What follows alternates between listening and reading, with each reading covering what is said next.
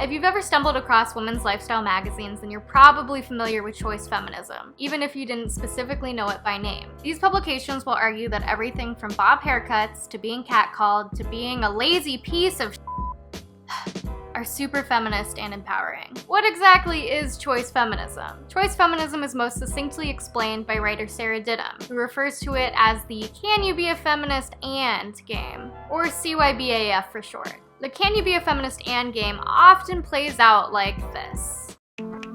Can you be a feminist and have a traditional wedding despite the institution of marriage originating as a form of legal control over women? Can you be a feminist and a stay-at-home mom while your husband works? Can you be a feminist and still love Game of Thrones despite the graphic depictions of sexual violence against women? Khaleesi would totally be a feminist if feminism was a concept that had been invented during the fictional time period the show takes place, and if dragons were real. The "Can you be a feminist and" game is meant to critique the hundreds of op-ed articles online that self-consciously ask the question, can I still be a feminist even if I participate in activities that reflect traditional gender roles? According to Andy Zeisler, co-founder of my fave publication, Bitch Magazine, choice feminism has devolved into the idea that anything is a feminist choice so long as a feminist chooses it. Not just relationships and kids and career, but also religion, dieting, breast implants, stiletto heels, gun ownership, and capitalist megalomania. Basically, any choice a woman makes is inherently empowering because feminism?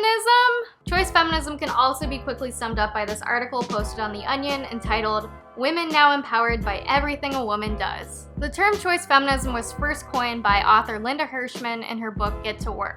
In it, Hirschman criticizes choice feminism and argues that the only way to live up to feminist ideals is for women to devote their lives to their careers. However, the book has been widely criticized by feminists for shaming stay-at-home moms who choose parenting over having a career. Maybe let's not shame women for having kids, perhaps?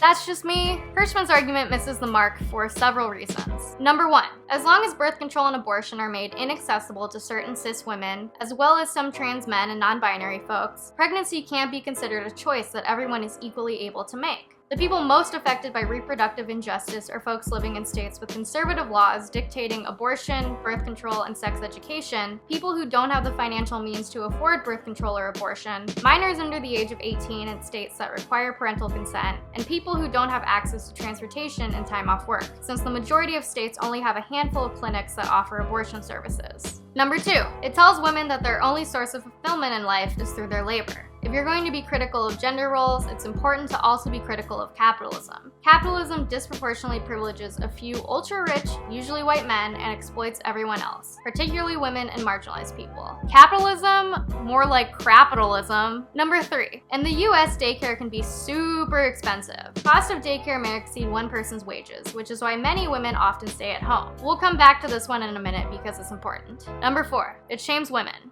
And that ain't cool. While trying to critique choice feminism, Hirschman unwittingly falls into the trap of assuming that the same choices are made accessible to all women, which just isn't true.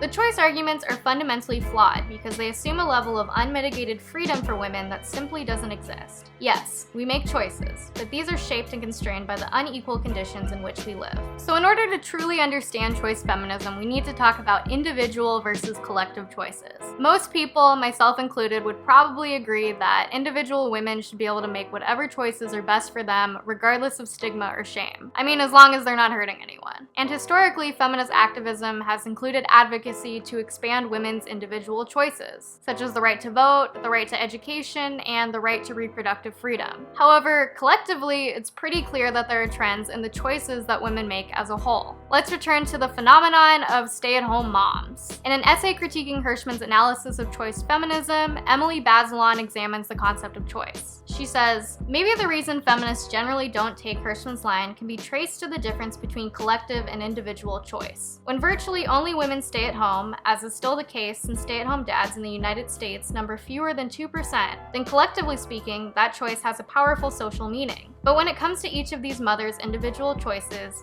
how can anyone, feminist or not, say that they've chosen wrong? Here's the fundamental problem of using choice feminism as a framework. It conflates the personal with the collective. According to Hirschman's argument, collective choice trumps individual choice. In her mind, the only way to truly further the status of women is for them to make choices that subvert traditional gender roles. By choosing a career over having kids, entering STEM versus other traditionally female-dominated fields, etc. Unfortunately, this privileging of collective choice leaves behind all of the women who aren't able to choose the most subversive option. Similarly, choice feminism also fails. Choice feminists champion individual choice, while ignoring the gendered patterns of the collective choices of women. Not everything a feminist does is a feminist act. Feminism is more than a collection of personal likes and dislikes. And that's why choice feminism as a whole is a dangerous frame for a political and social movement. If everything is feminism, then nothing is. By limiting our discussions and turning them inward, we ignore the larger implications of the social roles of women. However, by only focusing on women as a collective group, we ignore the personal needs, desires, and realities of women as individuals. And at the end of the day, we're just trying to live our own damn lives. Anyway, thank you for watching this video. If you enjoyed it, please give it a like and subscribe to this channel for more videos like this one. This is completely voluntary, but if you would like to help support my work, then please consider donating to my Patreon page, which will be linked below. It has a lot of cool perks such as exclusive updates, secret vlogs, and even a monthly feminist newsletter, so definitely check it out.